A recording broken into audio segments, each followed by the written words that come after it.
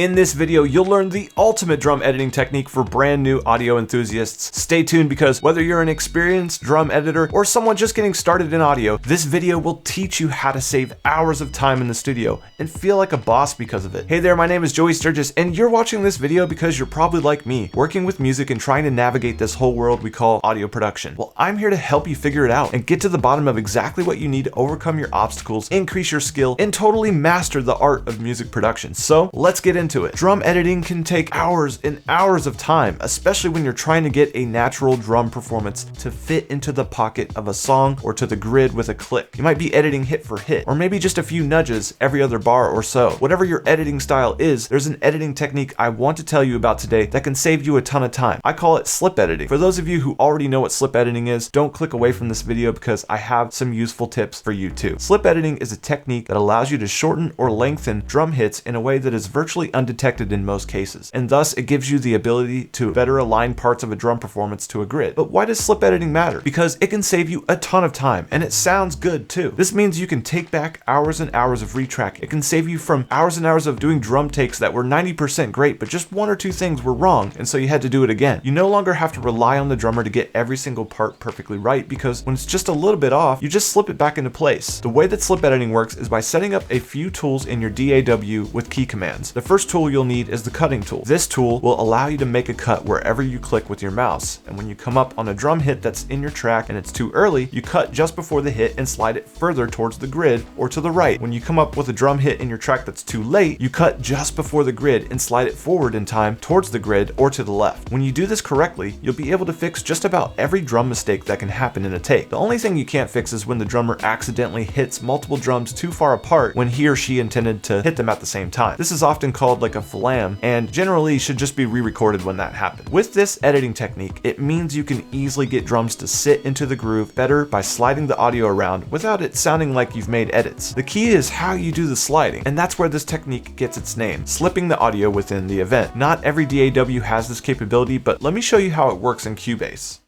Alright, so let me just demonstrate this slip editing technique. I'm not going to dive into too much detail, but I want to show you how this can help you. First of all, I want you to hear what these drums sound like just so you know what we're working with. And I'm just going to hit play, show you a couple bars. I've got the click turned on also, so you can kind of hear how far off these drums really are from the click or the grid.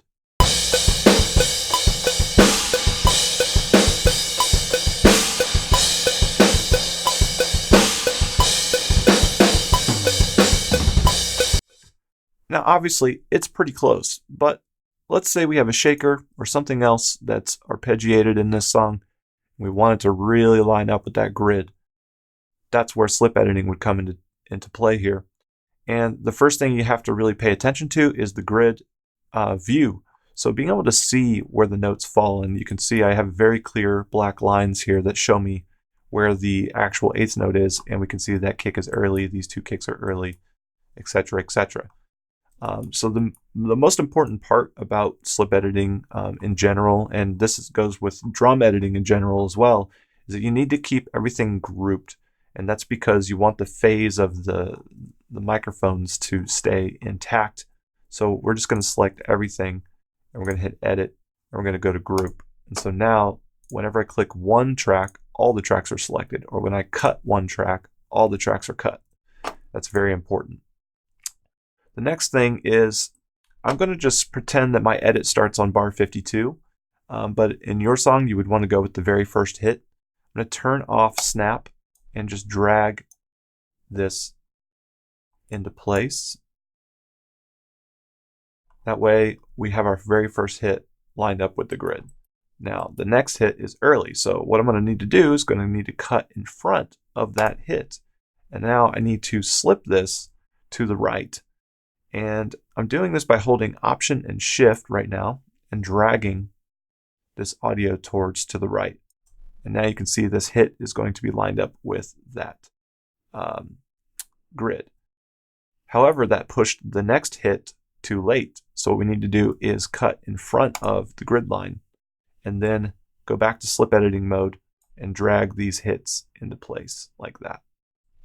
And really all slip editing is just doing this over and over and over again until you've edited the whole song. Now, some people don't like to do slip editing hit for hit, which I totally understand.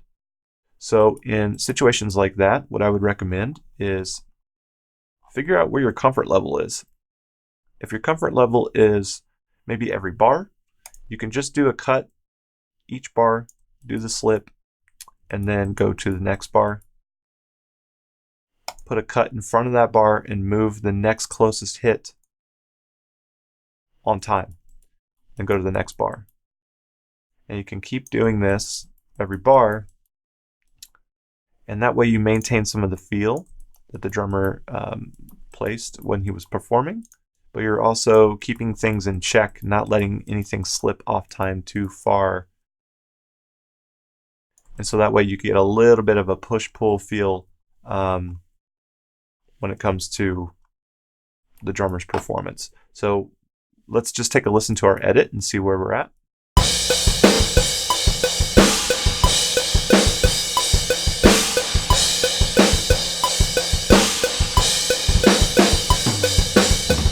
And you can hear a little bit of push and pull happening on just the bar edits, but you can see how you could easily go through every single hit and really lock it in if you wanted to. And let me just show you what that sounds like.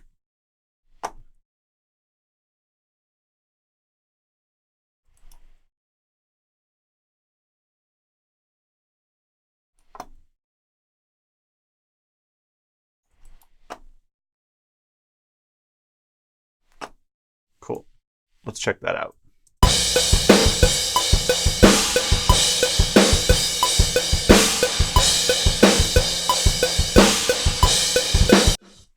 And it's getting closer. So the last thing you'll notice is that there's a little bit of glitching sound happening on some of these edits.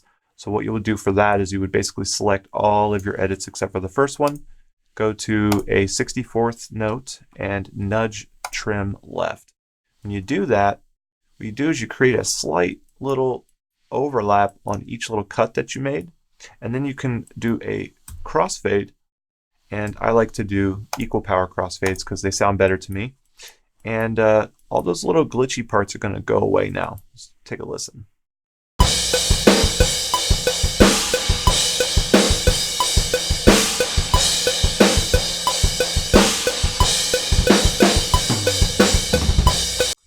And in the final mix, you really won't hear any of those edits, especially once you do some processing on these drums.